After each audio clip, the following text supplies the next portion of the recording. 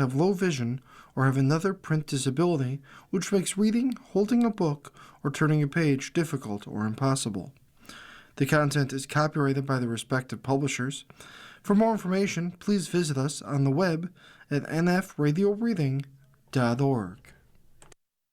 Hello, this is Marge Lover, and for the next hour, I'll be reading from the current issue, which would be the December 12th issue, of the Tribune Sentinel, covering Niagara County and Grand Island on the Niagara Frontier Radio Reading Service.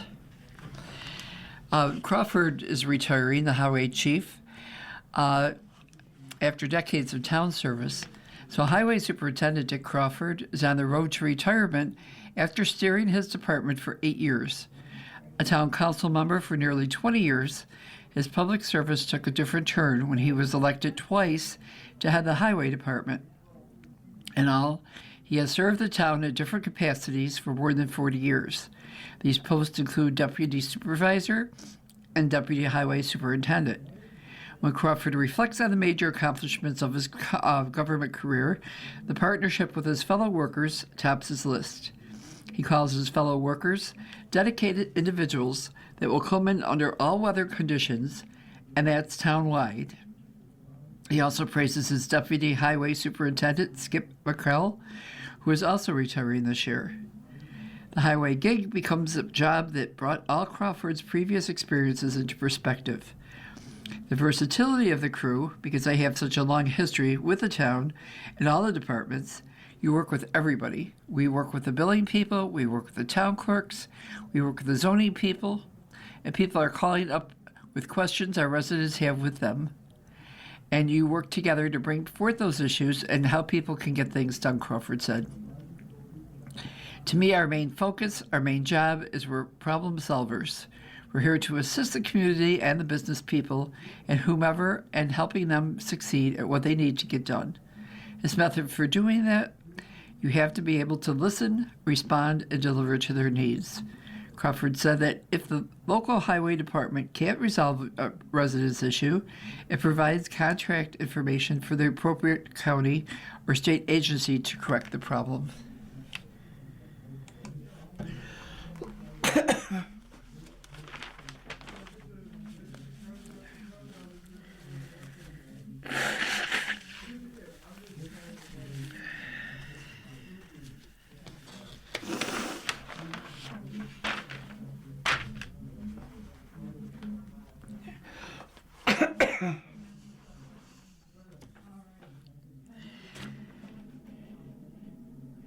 And we have some Erie County Sheriff's Office reports. Let's see what's going on. On Thursday, November 27th, at East River Road, there was an accident. Deputies responded to a single vehicle accident involving property damage. The vehicle slid off the roadway and struck a fence. A New York accident report was filed. And then on Friday the 28th at Grand Island Boulevard, there was a larceny. Deputies responded to a local business for a larceny complaint. Subjects were observed by an employee leaving the store without paying for items, and a police report was filed. On West River Road, there was an accident. Deputies responded to a single vehicle accident involving property damage. A delivery truck struck the complainant's garage, causing damage. New York accident report was filed. On Saturday, November 29th, at Elmwood Court, there was fraud. A complaint reports on an attempted internet scam. Complainant encountered a fraudulent site involving passport renewals. No accounts were opened and no money was lost. Police report was filed. On Sunday, November 30th, at East Park Road, there was a larceny. A complaint reports that their cell phone was stolen while shoveling their driveway. A police report was filed. On Tuesday, December 2nd, Bush Road, there was an accident. Deputies responded to a single vehicle rollover accident. The vehicle was towed from the scene and no injuries were reported. On Wednesday, December 3rd, at Osprey Lane larceny, complainant reports their wallet was stolen and their credit cards were used at multiple businesses. Police report filed, referred to detectives for further investigation.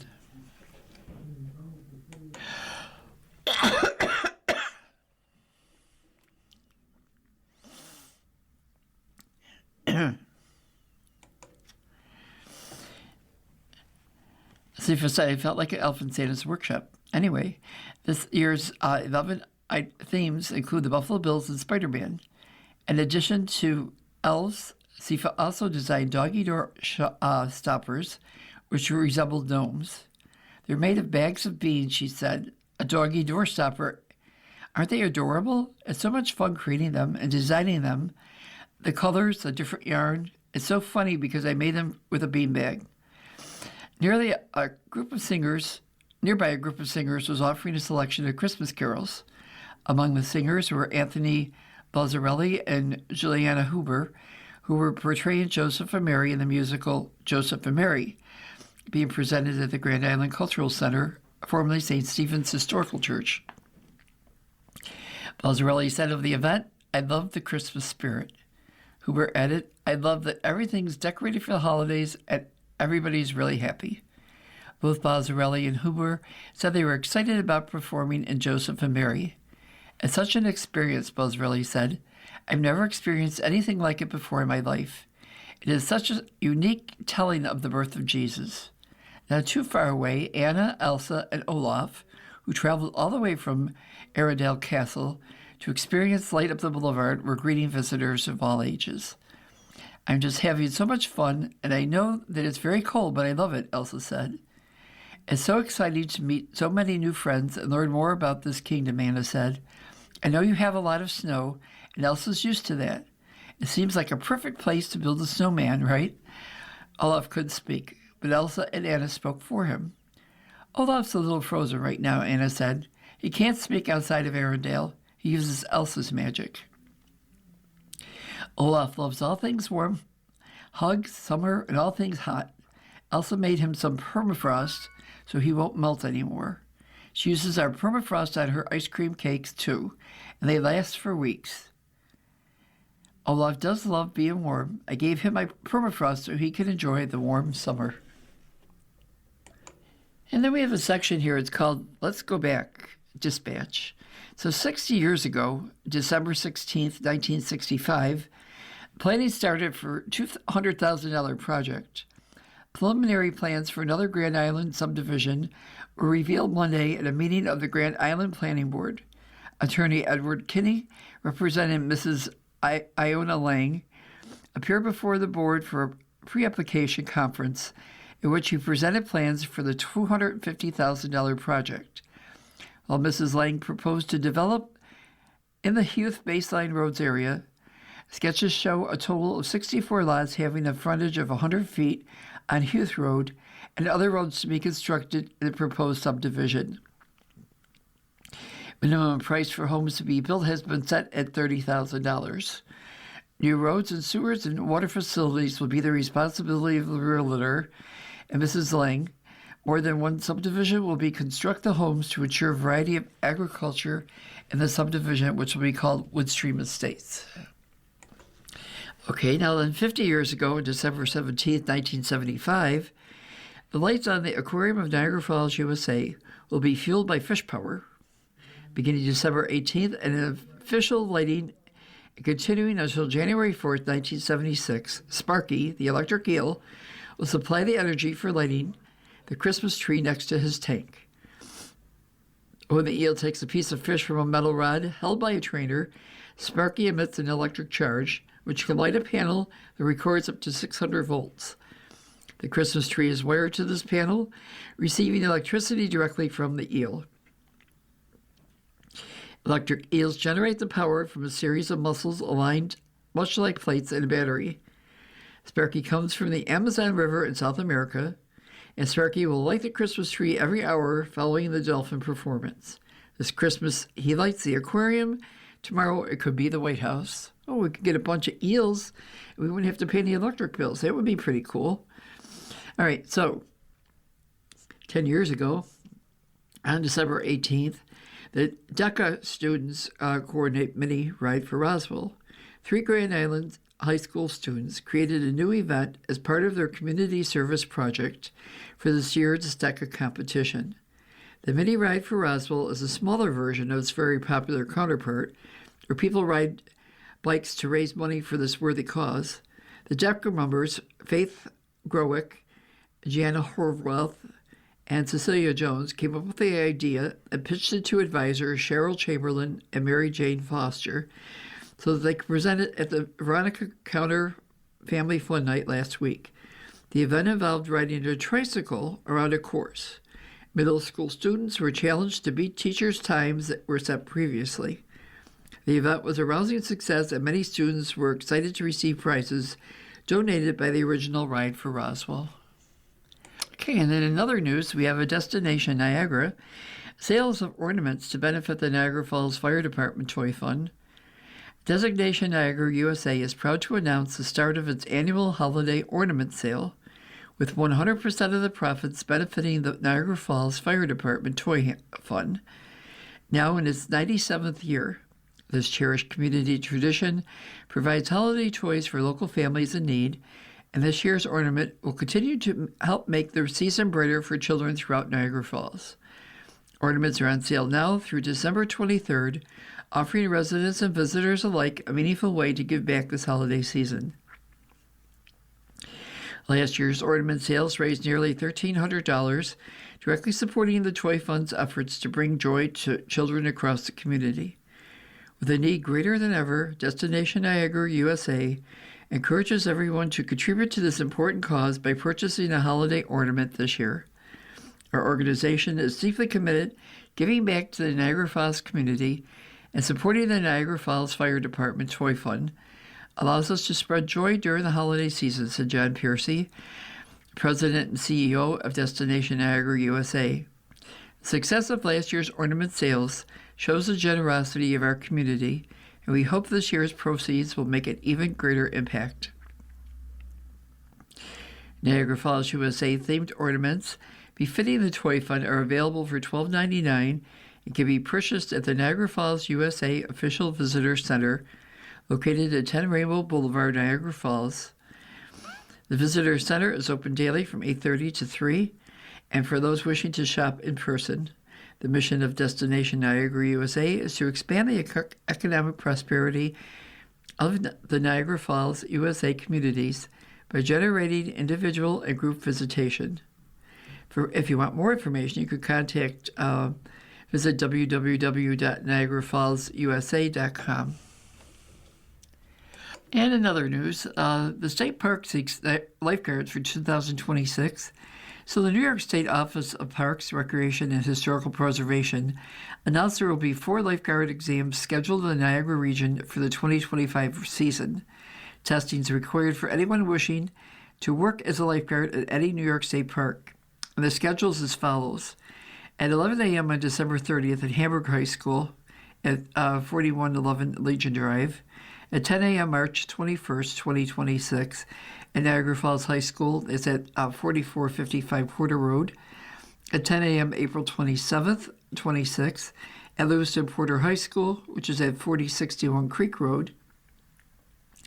And prior to employment, successful candidates must be at least 15 years of age and must furnish proof of completion of CPR for the professional and completion of the American Red Cross lifeguard training, which includes first aid with a certificate for the waterfront module or equivalent courses. Successful candidates will also need a physician's certificate of adequate physical fitness, including meeting a minimum base of 20 to 70 uncorrected in both eyes, and be correctable to 2040 standard after receiving a conditional job offer.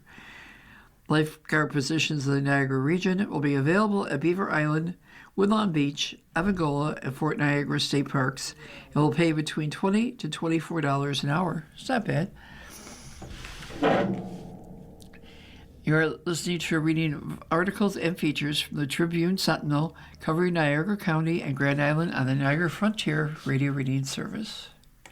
Okay, we have some more Lewiston Police blotter things that are going on this week. So let's see what happened around town. On Monday, December 1st, at the 4900 block of Callan Drive, there was a domestic disturbance. The caller reported a female was assaulted. The subject took herself to an area hospital emergency room for treatment. In the 500 block of Fairway Drive, there was a domestic disturbance. The 11 caller reported a brother versus brother physical altercations, and officers responded. Lewiston Police Department patrol activity, calls officer initiated, vehicle traffic stops for motor vehicle violations. One driver cited with uniform traffic ticket issued for the Lewiston Town Court, and 6 warnings were issued. On Tuesday the 2nd, the 5100 block of Military Road, a caller reported a male has a passion for color. Patrol requested to discuss the matter, and officers responded.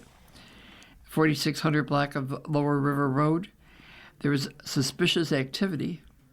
Officers initiated. They walked in complaint for a suspicious letter received in the mail. 4600 block of Model City Road, a 911 caller reported a motor vehicle theft was dropped off for service at a business. Officers responded. Said the vehicle on location and in the process of being detailed. There's no theft occurred. And Lewiston Police Department, the calls officers initiated. The vehicle traffic stops for motor vehicle violations. 2 drivers cited with 4 uniform traffic tickets issued by the town court and 1 warning. On December 3rd, Wednesday, at the 2200 block of Schoolhouse Road, a caller reported an unfamiliar vehicle running in a neighbor's driveway. Officers responded, and subjects were on location, replacing a front porch of the residence. At Saunders Settlement Road and Garlow Roads, traffic complaint. The 911 caller reported a white Chevy all over the road traveling at a high rate of speed. Area checked by the officers with negative results. The 5200 block of Hewitt Parkway, the caller requests patrol for property, standby Niagara County Sheriff's Office to handle it. 5800 block of North Klein Road, the caller reported the ex-girlfriend of her son and her brother were threatening family members. The caller was advised. 100 block of South Water Street, the 911 caller reported 1 vehicle accident. The caller nearby struck by a vehicle prior to an accident. LPD patrol activity, calls officer initiated. Vehicle traffic stops for motor vehicle violations. 7 drivers cited with 8 uniform traffic tickets. On Thursday, December 4th, at 5800 block of West Street, there was a noise complaint. The caller reported loud music going on for hours, and the patrol responded. At the 300 block of Tremont Avenue, phone call response, a warrant execution attempt by patrols report taken. The 800 block of Madison Avenue, officers attempted to serve trespassing paperwork, and there were negative results. Lewiston Police Department initiated vehicle traffic stops for motor vehicle violations. 2 drivers were cited with uniform traffic tickets. On Friday, December 5th, the 400 block of South 4th Street, officer initiated patrol stop for a suspicious individual. Male partly found to be setting up for trout fishing in the morning, and all was secure. At the 1100 block of Saunders Settlement Road, damage to property. A caller reported mailbox damage. At the 400 block of Center Street, for dispatch activity, caller reported a lost check. Patrol said the caller lost a money order. Bank check was found among said documents. It was cashed. Patrol's investigating pending on new information. At the 2700 block of Upper Mountain Road, there was damage to property. The caller reported a trash dumped in his front yard. Cabinet maker's business name on boxes. Caller advised by patrol to recycle the boxes, and no further assistance was provided. At the 2200 block of Saunders Settlement Road, there was a welfare check. Reported a child in a silver SUV crying for his mom. Officers responded and the area checked. Negative results on the vehicle and the child. On Saturday, December 6th, at the 400 block of Dutton Drive, caller said the son's girlfriend was in the driveway refusing to leave. Officer responded and she left. So the 5300 block of Chew Road, 911 caller reported a junkyard had sold him the wrong tire and won't refund the purchase. Officers assisted both parties on an amicable arrangement. Parties sent on their way. The 900 block of James Drive, Assist Public, 911 caller reported a father-daughter domestic, physical, and verbal. Wow. On Sunday, December 7th, the 2300 block of Upper Mountain Road, suspicious activity. Patrols stopped for a suspicious vehicle. Subjects reported lost. Parties said they were looking for Bonds Lake as a future wedding site. So all was okay. At the 300 block of Keir Street, caller responded to a stove that has been leaking gas for hours. The caller complaining of a headache. Remountain Hopes Road, officer initiated patrols conducted a thermal scan of the area with negative results. The 900 block of Center Street, officer initiated patrols issued parking tickets. The 800 block of Foxwood Drive, at 911 complaint, an officer responded. It was a welfare check. 1900 block of Ridge Road, Assistant Public, 911 caller reported 2 females on foot. Subjects about to fight. Officer responded. 2200 block of Saunders Settlement Road, officer initiated. The driver stopped for doing donuts in the parking lot. And that would be it for our Lewiston Police Blotter for today issue. So, another news, the Chamber is to honor Raby. The Upward Niagara Chamber of Commerce will mark a second special milestone next week. As I started working through my first year, I was informed that Susanna had been here for 30 years. President Amanda Hazley said of Director of Finance and Benefits, Suzanne Raby. Everyone's like, well, how could she be here 30 years when the Chamber is only celebrating 20 years? Well, that's because Susanna actually started when they were at the Lewiston Business and Professional Association. I actually am their first employee, Raby said. In high school, I did an internship with our vice principal of the high school, Vance Agree.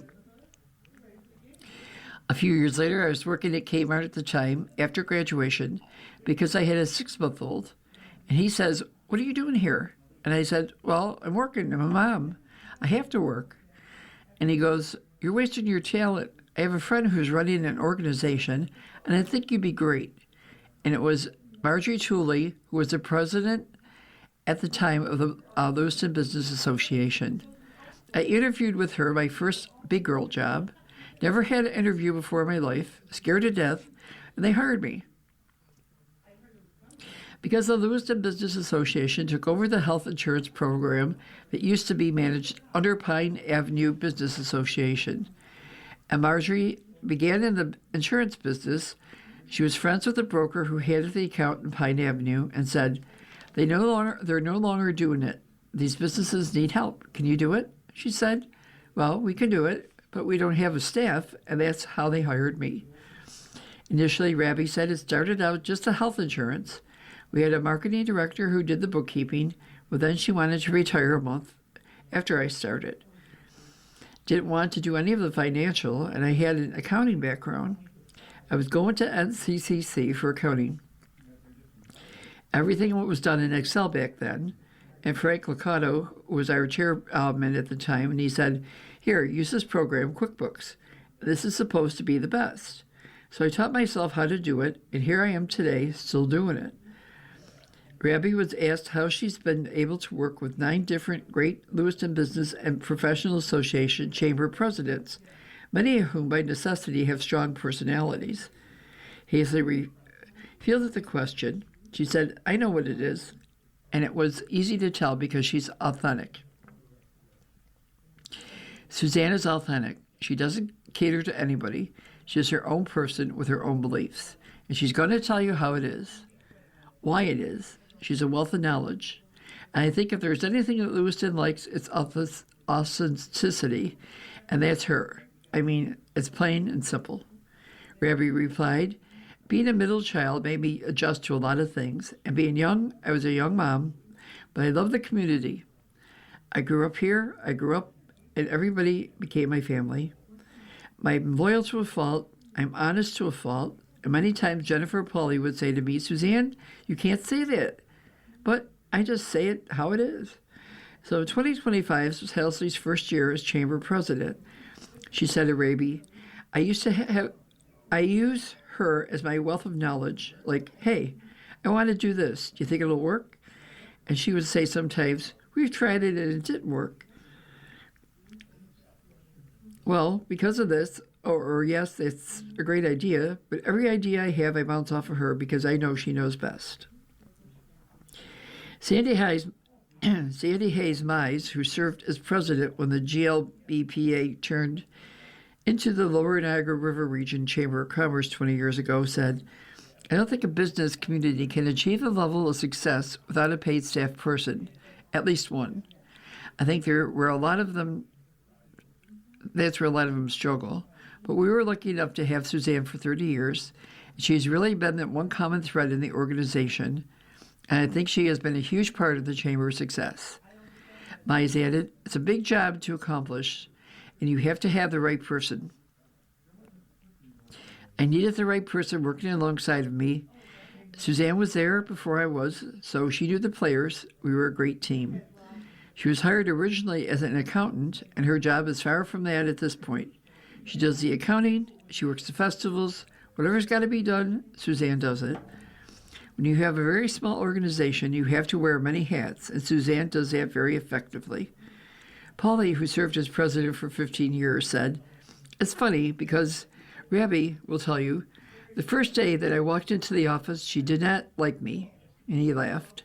I walked in with my consignment fur coat that I had purchased at a consignment store here in Lewiston for $30. And she didn't like me right off the bat. But lo and behold, a true friendship developed from that. And that's something that's very unique because a lot of times you come to work and you work with people that you work with, and there's a certain level of relationship there. You get to know them well, but we became close friends. She's one of my closest friends. We had a really great working relationship. It came to the point where we could just work next to each other and know what each other was doing, finish each other's sentences. I think Suzanne is the face of the chamber. A lot of people say, well, no, you are.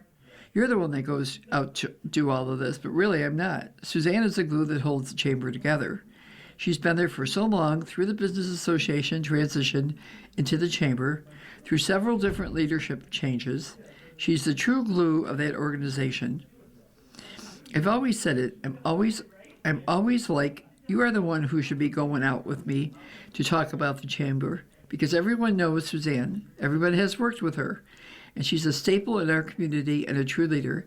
And I'm so proud of her for sticking it out for 30 years. It's a long time. You don't see a lot of people at one business or any organization for that long. Here's an article called Real Help for Your Health. And this Dr. Glenda Rose, who's a chiropractor, she said, get the white out of this holiday season. Lots of white flour, white sugar, and dairy products are the usual fare of our holiday traditions.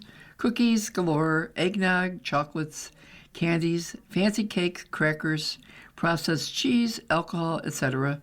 tend to become an overindulgence for most of us, all out that takes our health from Thanksgiving through New Year's Eve. We all know it's bad for you, but it really is toxic. It uses up vitamins, depletes minerals, and is suppressed to your immune system. White flour and dairy are major mucus formers. It never surprises me that most people are sick with colds and flu come January. The body has to get rid of all that gunk somehow, and the germs in the body just thrive on it. I'm not saying don't eat good, tasty treats. Take those old traditional recipes and use healthier ingredients. Small changes could add up. Avoid chemical dyes, artificial sweeteners, baking powder containing aluminum, canola oil, margarine, and vegetable shortening. Substitute whole grain flours or almond flour to sweeten stevia, raw honey, maple syrup, coconut sugar, organic unsulfurated dried fruit. Use raw nuts, grass-fed butter, organic avocado oil, and almond coconut or oat milk.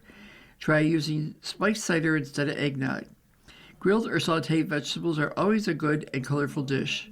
Look up healthy recipe substitutes online. She didn't say anything about the cookies, though.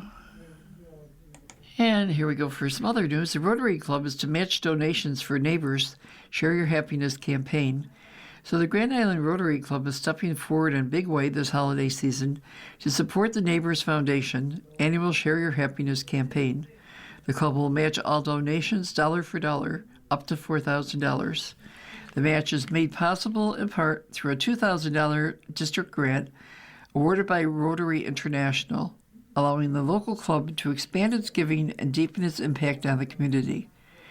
And so this year, the Neighbors Foundation has set up an ambitious goal of raising $20,000 to meet the needs for local families facing food insecurity and financial hardship. This financial goal is in addition to thousands of non-perishable food items currently being collected by local businesses, schools, and nearly every organization across Grand Island, all to benefit the Neighbors Foundation. With rising prices and increased requests for assistance, the campaign plays a vital role in helping local families during the Christmas season. Grand Island Rotary Club President Faye Tillich emphasized the importance of community support. The Rotary Club is proud to support the Neighbors Foundation and help inspire generosity across our community. Every donation, big or small, will be doubled and will truly make a meaningful difference for our local families who need our help this Christmas. Thanks to Rotary District grant funding, we're able to bring Rotary dollars back into our own community to support the neighbors who need it. She noted, if you're someone who loves giving back and wants to make a local impact, Rotary is always looking for community-minded neighbors to join us.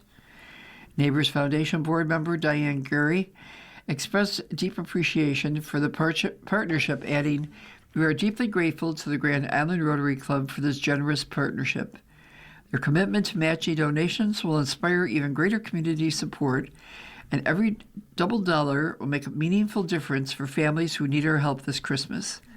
Community members can participate in the matching challenge by donating online at www.ginabers.org or by mailing contributions to the Grand P.O. Box 155, Grand Island, New York, 14072. So together, Grand Island can help the Neighbors Foundation reach its $20,000 goal and continue the spirit of neighbors. Then there's Joseph and Mary's. Join Belle Isle Entertainment and the Parish Players production of Joseph and Mary. It's the all-original rock-pop musical telling through song the story of the first Christmas night. Proceeds will assist in renovating the historic St. Stephen's Church into the new Grand Island Cultural Center. Donations of non-perishable food items will be benefited at Grand Island Neighbors Foundation Food Pantry. The updated dates and times are at 7 p.m. Friday, December 12th. I guess it's already over with. Oh, well, maybe not. This is Friday, December 12th. And 7:30 p.m. Saturday, December 13th at the Old St. Stephen Church on Baseline Road. So begin our Christmas season with a moving and inspiring theatrical experience written by Grand Islander Jerry Cahill and UK resident Jim Eason, one that tells a nativity story with contemporary music, heartfelt emotion, and powerful staging. Something different. And then we got a few little tidbits of information that are interesting. The Niagara County Office for the Aging Menu, Eat Well, Stay Well Dining, they all come with bread, 1% milk or tea. It is like $3.25. So on Monday, December 15th, they're having Salisbury steak with gravy, sweet potato wedge, California vegetable blend, cinnamon raisin bread, fruit cocktail. And on Tuesday, the 16th, a barbecue pork riblet, baked beans, coleslaw, a wheat hoagie roll, and oranges. On Wednesday, the 17th, there's the Christmas meal. And it's going to be chicken breast stuffed with broccoli, twice baked potatoes, Prince Edward vegetables, whole wheat dinner roll, and cheesecake. On Thursday, December 18th, there's a beef stroganoff over noodles, glazed carrots, wheat bread, and pineapple. And on Friday the 19th, they're having vegetable lasagna, seasoned broccoli, Italian bread, fruited gelatin with whipped topping. It's Jell-O with whipped cream, I believe. Now, the SPCA, in other news, these are classified ad type of things. There's a dog named Esmeralda, and there's a picture of Esmeralda.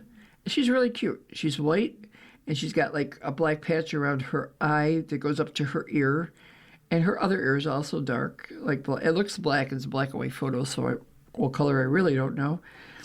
But the 1-year-old cattle dog, she's a cattle dog. She's a mix, and she's a working dog, a dog friendly. No kids under 13. Esmeralda isn't just smart, she's driven. This 1-year-old cattle dog mix was born for a purpose, and she's happiest when she has a job to do. Whether it's herding, agility, nose work, or farm life, Esmeralda's heart is in it all. She's incredibly social with other dogs, but she needs a playmate who matches her energy and focus. Laid-back companion won't cut it with this girl. She thrives with partners who can keep pace. Esmeralda isn't a couch dog or a Netflix buddy. She's a let's go move, let's think, let's work kind of dog. Her ideal home is with someone who understands working breeds and is ready to challenge her energy into something productive. Without that outlet, she gets bored, and boredom isn't a good thing for a girl this bright. Because of her strong herding drive, she'll do best at a home with kids 14 and older. If you're interested, you can give the SPCA a call.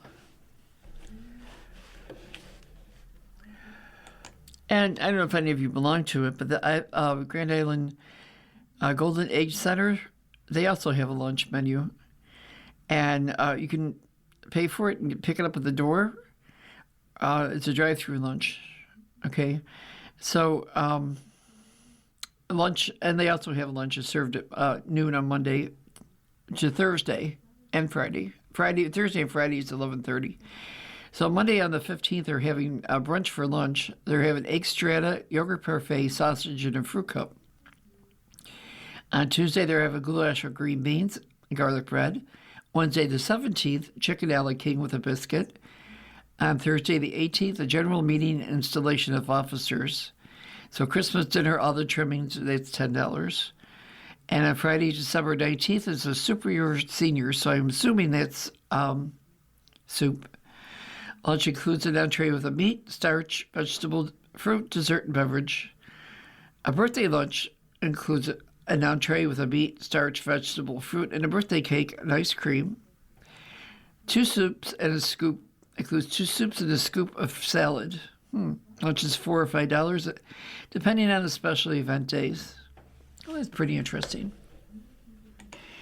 You are listening to a reading of articles and features from the Tribune Sentinel covering Niagara County and Grand Island on the Niagara Frontier Radio Reading Service. And there's some things going on at different places for New Year's Eve. Okay, there's also the Festival of Lights, which is at the Our Lady of Fatima Shrine. Father DiGiulio, who was a friend of my aunt, whose sister Anthony, who used to help over there all the time, did a lot of the sculptures, a lot of the light work and stuff for the lights. And I'm sure they're still on there. And it's January 4th, now through January 4th. And it's open daily from 9 to 9. They're going to have caroling at the Sanborn Historical Society Saturday, December 20th at the Farm Museum at 2660 Saunders Settlement Road. And then there's a New Year's Eve party. The Buffalo Launch Club has a New Year's Eve party December 31st. Doors open at 7:30. Includes appetizers, dinner, and dessert stations. 5-hour open bar and a late night station. They have a raw bar, carving station, a pasta and potato bar, and more. You can eat, dance, and sip with DJ Mike Erickson, featuring a champagne toast at midnight and a special ball drop. Cheers to the New Year's ahead. It's $129 per person, and you can sign up until the 26th of December. Then there's also a New Year's Eve gala package, Niagara's Best New Year's Eve Bash. Celebrate from 7 to 1, JJ Music all evening, 6 hours of premium open bar, commemorative souvenir, hats, noisemakers, cocktail hour with hot and cold hors d'oeuvres, champagne fountain, and toast celebrating at midnight, surprise giveaways and prizes all evening. And the hotel room package is available if you want it. So per couple, it's $199. And with overnight accommodations, it's $279 per couple. So it sounds like there's going to be a lot of fun. Okay, the Lewiston Carolers present the Sound of the Season. The Lewiston Carolers present a holiday program, The Sounds of the Season, at St. James Lutheran Church at the 2437 Niagara Road in Berkholtz. at 2 p.m. Sunday, December 13th, and at Messiah Lutheran Church, 915 Oneida Street in Lewiston, at 2 p.m. on Sunday the 14th. It will feature traditional, contemporary, ethnic, and international holiday music. Newly hired music coordinator Claudia Andrews will direct the 50-member community chorus and will be accompanied by pianist Carol Mayer. All performances are open to the public and the general. Admission fees $5. Children 12 and under are admitted free.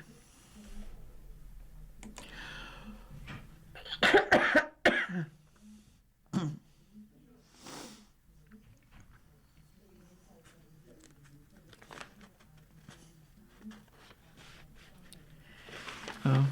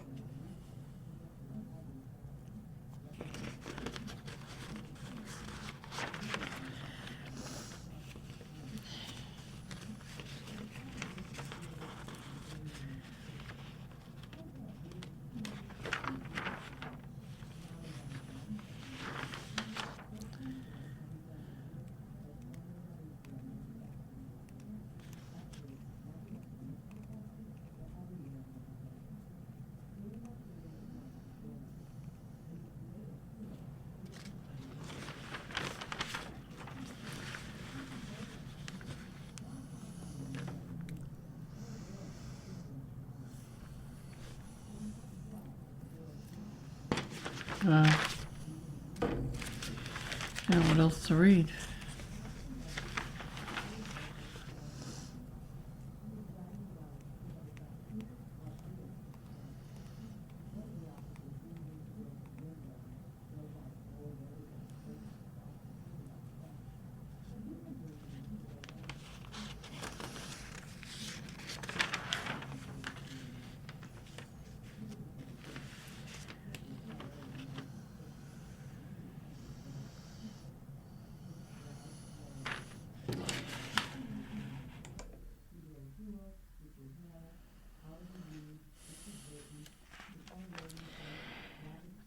I'm not sure if I recorded this, so we're going to start over again. The Lewiston Town Board okays a moratorium on site plan special use permit.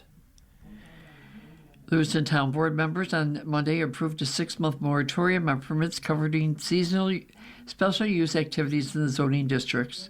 The vote followed a continuous, nearly 30-minute session where the board received a number of comments from speakers in defense of right-to-farm operations. Well, it's about the pumpkin farm. With the 10 visitors signed up to address the concerns to Broderick and Town Board, 2 announced their support for the moratorium, but the remaining speakers were against the moratorium and in support of right-to-farm operations, namely the Niagara Pumpkin Farm, which is a seasonal business operating at 5368 Town Line Road and is viewed by many as a focus of the town's actions. Over past months, the town has taken steps to curtail Niagara Pumpkin's farm business operations by requiring its owners to obtain a special use permit prior to opening this fall. The town building and zoning officials contend their business, which offers a number of Halloween and seasonal attractions on the property, has been operating in violation of town code and drawing too many visitors to a residential area. Niagara Pumpkin Farm is located in a zoned rural residential area of the town and has been operating since 2022 without town interference. Town Line Road resident Andrews Davis spoke in favor of the measure, which will require the aforementioned special use permit approved before an applicant, farming or otherwise, does any modifications to their property.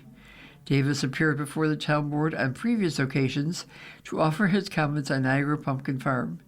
He contends that seasonal offerings have grown in popularity and disrupt the life of the neighborhood. At this point, the owners have proceeded to erect buildings, put in sidewalks, do things that would normally require a special use permit, he said. It's in violation of town code. So I'm here to support this new law and hope that it becomes a law-abiding citizen and obeys the town code and zoning laws. Hannah Davis of Town Lake Road also gave her support to the measure, telling the board that the farm's business impacts neighboring residents. There's 18 residents. They all deserve some privacy. I support the local law, and the neighbors are all concerned. They are disrespected, all of them, and they want some privacy. Carol King, owner and operator of Niagara Pumpkin Farm, with Alicia King, told board members that he has serious concerns with the supposed moratorium. He cited the town's inconsistent standards, saying actions taken earlier by the building department and town attorney threatened the farm's viability to plan operations in the future.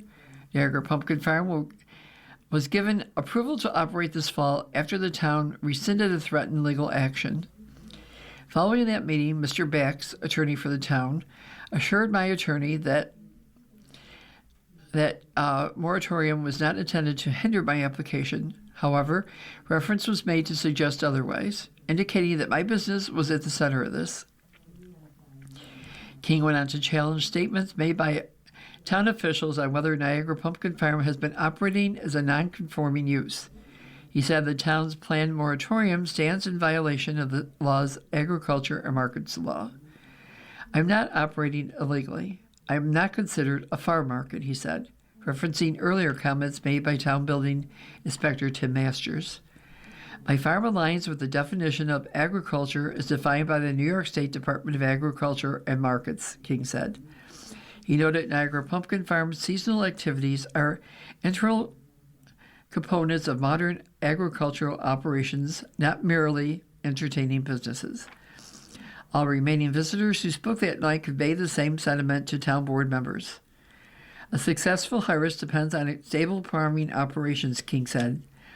I cannot substantially run my farm on rules that change every season or when my operations are threatened by unfounded claims. Labeling the town's proposed actions as unnecessary, King said it violates the state's agriculture law 305 issue. If the town seems to revise its code to go to the way it supports agriculture, I welcome it. Many communities implement modified site planning reviews to facilitate rather than obstruct farm operations. Your comprehensive plan supports agriculture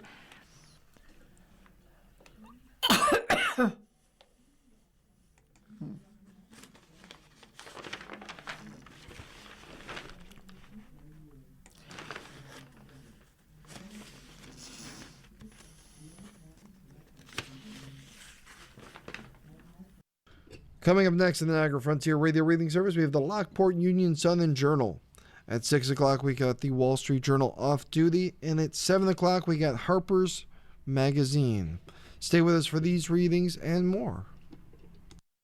If you or people you know shop at any of the Dash's supermarkets, please save Dash's register tapes for radio reading. Our agency receives $2 for every $100 in Dash's register tapes. Radio reading has raised thousands of dollars so far. Anyone can drop off their Dash's tapes to the Niagara Frontier Radio Reading Service at 1199 Harlem Road, Cheektowaga, between William and Clinton Streets. Or Dash's tapes can be mailed to the Niagara Frontier Radio Reading Service at 1199 Harlem Road, Cheektowaga, New York, 14227. Any questions on Dash's tapes for radio reading? Call us at 716-821-5555, and thanks for caring.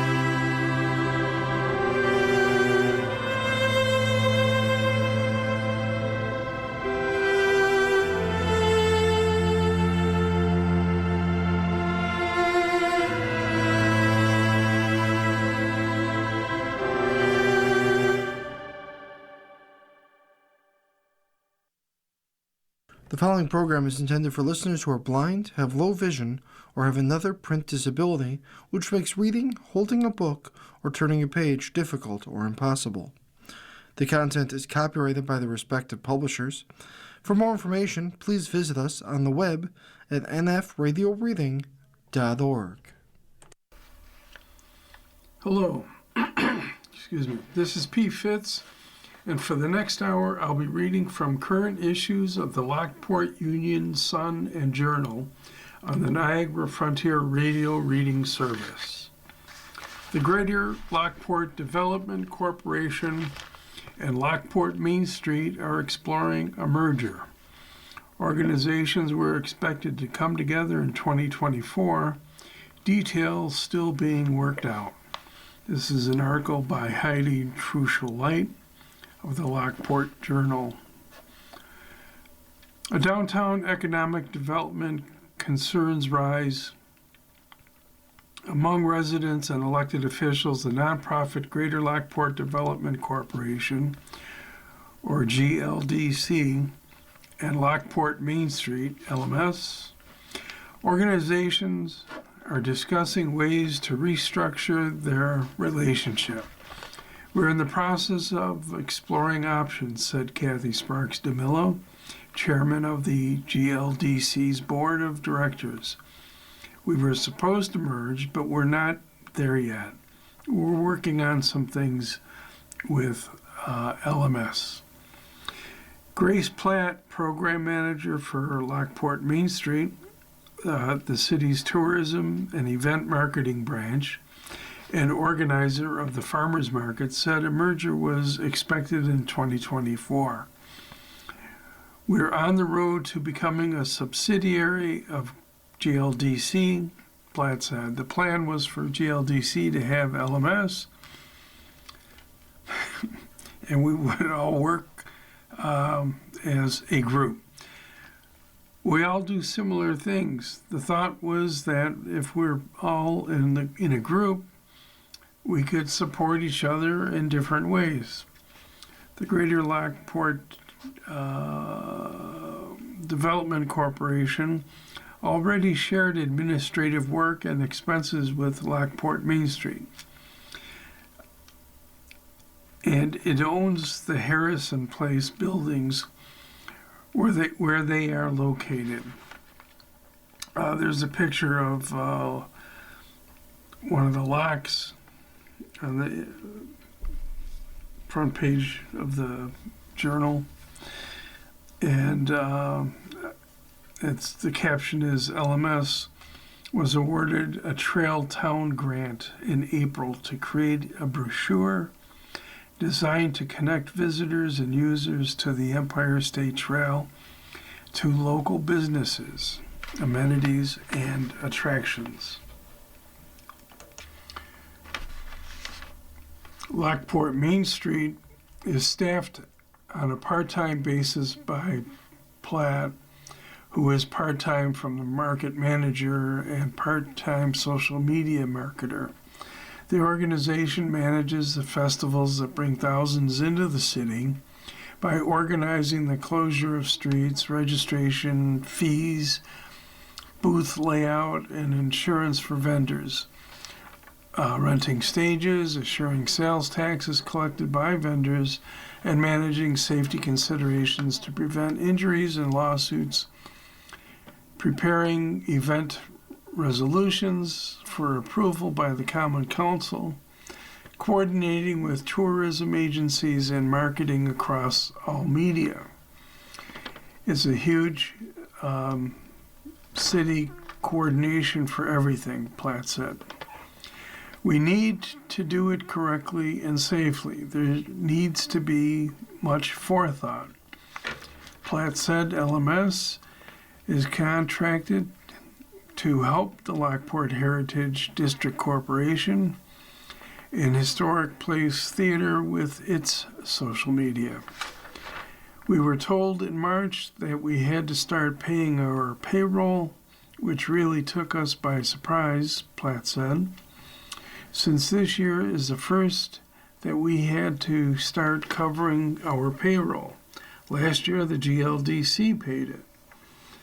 We need to continue to increase our funding and be conscious of payroll. We're working on funding avenues. I think we have some really good support. To support events like LKPT Food Fest and Lockport Oktoberfest, and to run the DiscoverLockport.com website. Lockport Main Street solicits sponsorships at its website link, www.discoverlockport.com/support. We're in a tough spot because a lot of businesses look to Lockport Main Street as a chamber of commerce of sorts, Platt said. Our main goals are attracting people to the city. Platt said the organization also seeks grants, but you don't really know the outcome until the grant is accepted. They're highly competitive and they can be extremely restrictive. Every year we send out an appeal. Vicki Smith, President and CEO of Greater Lockport Development Corporation, and the city's Director of Planning and Development, confirmed that Lockport Main Street began paying its salaries earlier this year, but does not pay utilities or rent. The GLDC has more money going out than coming in, Smith said. Lockport Main Street, the Visitor Center, and the Lockport Locks Heritage District Corporation receive the city's hotel occupancy tax, Smith said, which is paid by people renting rooms. They are allowed to spend it for maintenance on property, marketing, and advertising. With the Visitor Center and Lockport Main Street using it to pay for salaries, Smith said, she issues. The following program is intended for listeners who are blind, have low vision, or have another